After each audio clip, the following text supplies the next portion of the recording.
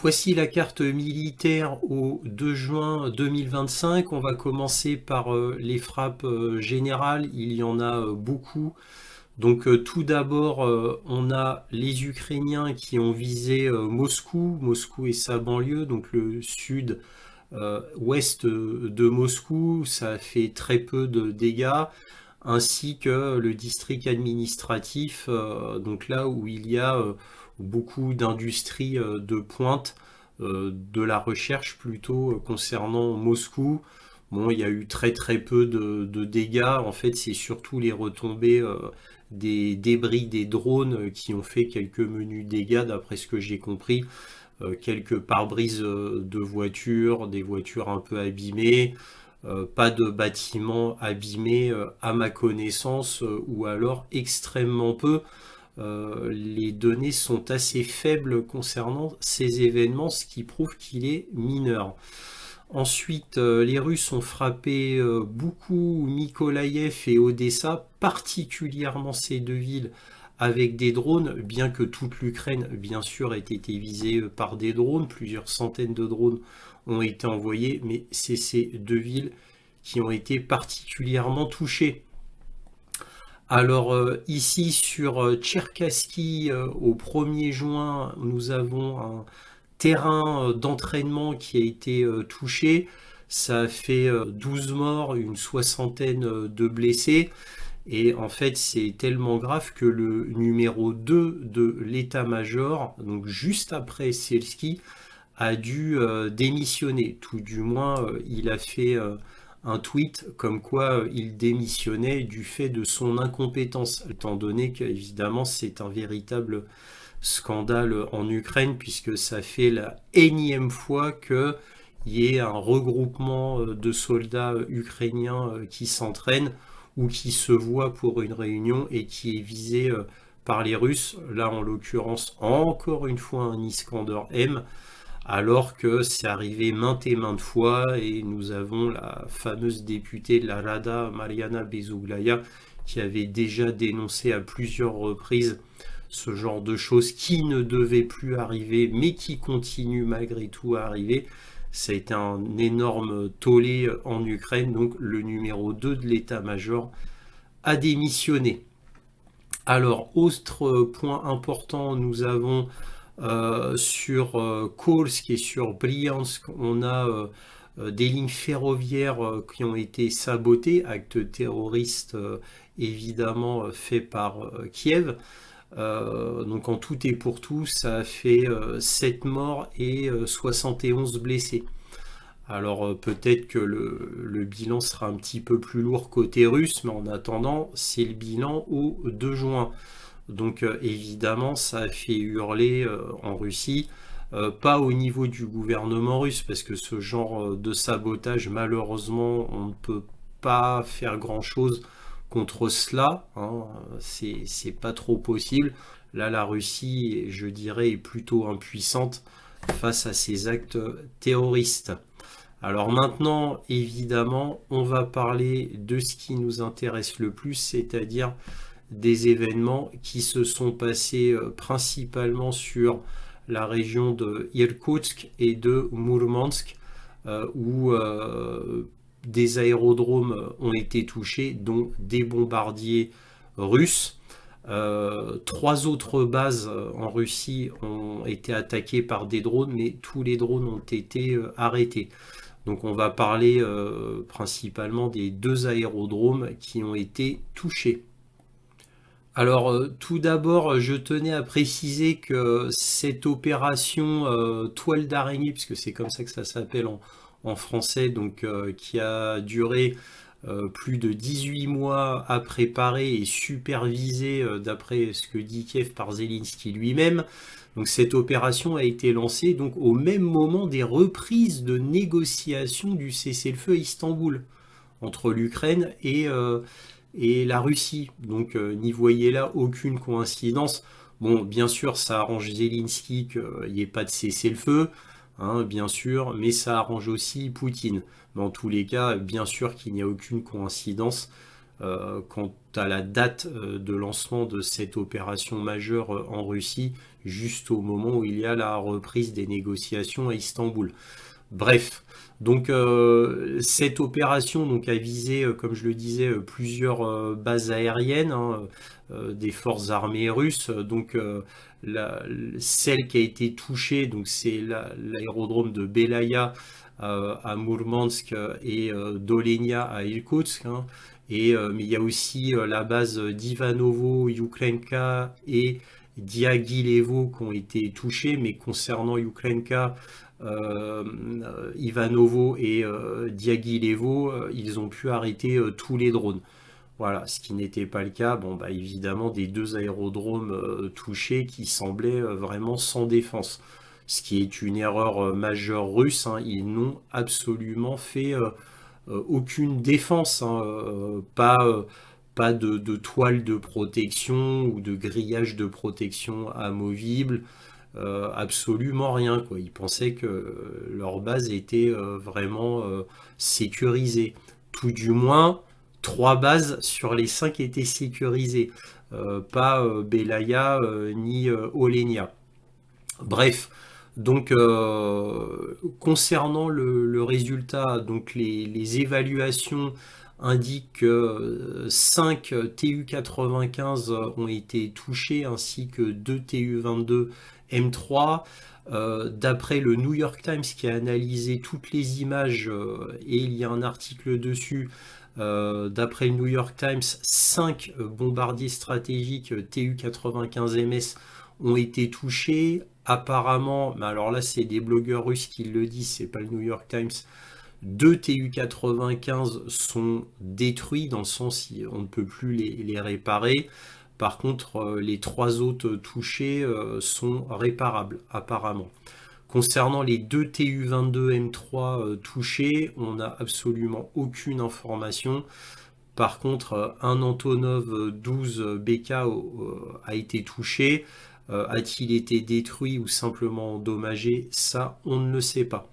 Je vous en parlerai avec beaucoup plus de détails et des articles samedi prochain dans le point sur l'Ukraine. Là, on est sur la carte militaire, donc je ne vais pas m'étaler dessus. Par contre, ce qui est très important à noter, c'est que là, étonnamment, le New York Times prend plus ou moins parti des blogueurs russes, puisque les chiffres donnés de destruction ou d'endommagement du New York Times correspondent à ce que disent les blogueurs russes.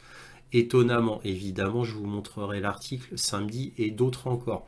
À noter aussi que Zelensky prétend que 41 avions ont été touchés. Bien évidemment, c'est grossièrement exagéré. Il ne pouvait pas en être autrement. Hein. Évidemment, Zelensky saute sur l'occasion pour faire sa propagande habituelle et balancer des mensonges plus gros que lui. Mais là, nulle surprise. Donc là, on peut dire que c'est une opération majeure qui a bien réussi. En tous les cas, ça a été mené par le SBU, hein, je le répète, 18 mois de préparation, supervisé par Zelensky lui-même. En ukrainien, ça s'appelle l'opération Pautina, c'est-à-dire toile d'araignée.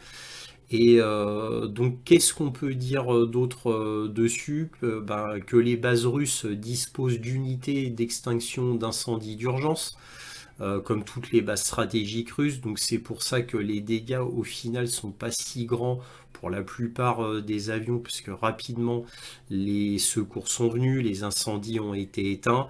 Bon, ça c'est ce que dit le ministère de la Défense russe qui a fait un communiqué officiel, ainsi que le gouverneur des oblasts respectifs, c'est-à-dire de l'oblast de Mourmansk et l'oblast d'Irkoutsk. C'était très intéressant à voir. Donc évidemment, ça a été fait par un acte terroriste, hein, et de ce qu'on sait, c'était des camions aménagés exprès avec un toit ouvrant, et le toit s'ouvrant, les drones peuvent s'échapper pour atteindre leur cible. Plusieurs camions apparemment ont été autodétruits puisqu'ils ont été découverts par soit des Russes tout simplement, soit par les autorités russes, puisqu'ils n'étaient pas si loin des aérodromes non plus. Donc le fait qu'il soit près des aérodromes permet d'avoir une charge explosive plus importante. Donc tout a été calculé, bien évidemment. Mais en tous les cas, voilà, il y a des camions qui se sont autodétruits parce que découverts. Donc ça, c'est intéressant pour ne laisser aucune trace. Donc effectivement, Kiev avait bien préparé son coup. Donc qu'est-ce qu'on peut dire en conclusion? Bah, faut pas s'attendre à beaucoup de changements, hein. La Russie continuera à mener ses offensives sur le front et à avancer. L'Ukraine continuera de chercher des moyens asymétriques, évidemment, c'est son seul moyen de faire parler d'eux, hein. Pas sur le terrain militaire, mais sur le terrain des actes terroristes, parce qu'il n'y a que là que l'Ukraine peut briller. Donc ils vont créer encore d'autres gros coups de relations publiques, hein, des coups de com, hein, comme d'habitude, qui génèrent beaucoup de bruit et de fureur, mais ne signifient pas grand-chose sur le terrain, comme on va le voir d'ailleurs au niveau de la carte militaire. Donc l'Ukraine agit dans le seul domaine où elle se sent puissante, c'est-à-dire dans les actes terroristes. C'est bien dommage que toute cette préparation de 18 mois, tout cet argent, tous ces drones ne soient pas mis sur le terrain pour essayer de contrer les avancées russes. Et ça, le fait qu'ils ne fassent que des actes terroristes significatifs prouve donc, hein, de facto qu'ils sont complètement impuissants sur le terrain militaire. Voilà, c'était quand même à noter. Donc je rappelle encore une fois que 117 drones ont été utilisés pour cette opération et que il faut s'attendre à ce qu'il y ait d'autres opérations de ce type. Bien évidemment, on est en guerre, donc c'est tout à fait normal. Dernières informations que là je viens d'y penser, je peux rajouter. Il y a eu 500 TU-95 qui ont été fabriqués donc depuis les années 50. Il y en a 57 d'opérationnels, donc au moins 2, donc là, il n'en resterait plus que 55, puis vu que les autres apparemment sont réparables. Alors évidemment, avec les centaines de TU-95 qui sont dans des hangars ou à ciel ouvert, donc stockés un peu partout en Russie, ils vont pouvoir réparer très facilement les TU-95. Ils ont les pièces de rechange. C'est pareil pour les TU-22. Ils ont les pièces de rechange, tout du moins pour ceux qui sont encore réparables. Donc c'est un coup d'épingle en réalité concernant l'entièreté de l'armée russe. Ça fait mal, hein. Bien sûr que ça fait mal. C'est un gros coup, bien joué de la part des Ukrainiens. C'est comme les bateaux Moskva et autres qui ont été détruits ou endommagés en mer Noire, surtout la destruction du bateau Moskva. C'est des gros coups de com'. Ça va faire plaisir à Kiev pendant quelques jours, mais ça ne change rien sur le terrain. Voilà, tout ça était quand même à souligner. On va reprendre les informations sur le front. Alors, maintenant, on va reprendre les informations du front. Donc, sur Kherson, il ne s'est rien passé. Bon, c'est toujours pareil, hein. Ça faisait quelques semaines où je vous disais que Kiev s'inquiétait beaucoup d'une traversée du Dniepr par la Russie. Au final, il n'y a toujours rien qui se passe là. Sur Zaporojie, les Ukrainiens pensent qu'il y a une grande offensive qui est en train de se préparer, voire même qui est déjà en branle pour se diriger vers la ville de Zaporojie. Ça, c'est ce que dit le gouvernement ukrainien. Moi, je n'ai rien vu. Alors bon, peut-être qu'il voit beaucoup mieux que moi. Moi, je n'ai rien vu sur le terrain, donc je j'ai rien à dire concernant Zaporojie. Alors maintenant, sur Donetsk, évidemment, c'est là où il se passe des choses. Là, il y a eu deux grosses avancées russes. Zeleniepole, là, qui a été prise par les Russes, grosse avancée comme vous pouvez le voir ici. Là, la ville d'Odranie a été prise aussi, une avancée conséquente. Là, encore une ville qui a été prise, ça y est, ça a été confirmé. Il y a même eu donc un tout petit contingent d'armée russe qui est en train de consolider, donc là carrément dans l'oblast de Dnipropetrovsk. Donc ils ont été au-delà de l'oblast de Donetsk. Alors je rappelle que les pointillés, c'est les lignes de la semaine dernière, du front de la semaine dernière, et que les épingles rouges, c'est la direction des avancées russes. Donc là, très intéressante avancée russe. Sur Paklovsk, les Russes n'ont pas avancé sur le côté sud. Encore une fois, la Paklovsk a été très largement fortifiée. Il y a énormément d'hommes qui sont envoyés ici. Par contre, les Russes, bah, qu'est-ce qu'ils ont fait? Bah, côté est de Paklovsk, ils ont fait une avancée absolument énorme, gigantesque, en fait, sur tout ce front-là. Avancée énorme, et en particulier ici. En particulier ici. Là, ils ont pris 3 villes directement en une semaine. Il y a la moitié d'une ville qui est en train d'être prise ici et 80% là, de cette ville qui est en train d'être prise, ce qui n'est pas une petite ville, hein. Donc je suppose qu'ils vont prendre là la Paklovsk en tenaille, peut-être via Oudachnier ou Kolitnier ici, je ne sais pas. Là, j'avoue, c'est flou pour moi. Là, j'avais mis, il y a quelques semaines, j'avais mis des flèches d'avancée stratégique où je disais que peut-être Paklovsk allait être prise en tenaille comme ça. Comme ça. J'en sais rien, je sais pas. Peut-être qu'ils vont prendre encore plus au nord. Je sais pas. Vu l'énorme avancée qu'ils ont faite ici, bon, nous verrons bien. Là, ils ont fait une avancée sur 3 points ici. Donc là, le chaudron bah, se referme. Voilà, le chaudron se referme. Là, Zaria va être prise par les Russes. Là, les troupes ukrainiennes, voilà, ça fait des semaines qu'elles sont là. Au lieu d'avoir fait une retraite, non, ils sont restés là, comme d'habitude. Comme d'habitude, côté ukrainien, hein. Toutes les décisions militaires sont toujours absurdes. Alors ils peuvent virer des généraux, comme le fait continuellement Zelensky ou Syrski, mais bon, bah, ils continuent quand même leurs mêmes décisions absurdes. Donc là, aux dernières nouvelles, d'après des rapports ukrainiens que j'ai lus, là les Ukrainiens sont encerclés. Et qu'est-ce qu'ils prévoient? Bah, devinez quoi, ils prévoient d'essayer de fortifier la zone et non pas de fuir avec le peu de distance là disponible pour fuir. Non, non, ils restent là jusqu'au bout, quoi. C'est complètement ridicule. Ils sont déjà pris en tenaille, pas complètement, mais très bientôt, je pense la semaine prochaine. En tous les cas, vous voyez, avancée russe, hein, donc absolument énorme, impressionnante même, en comptant tout ça, toute cette longueur de front.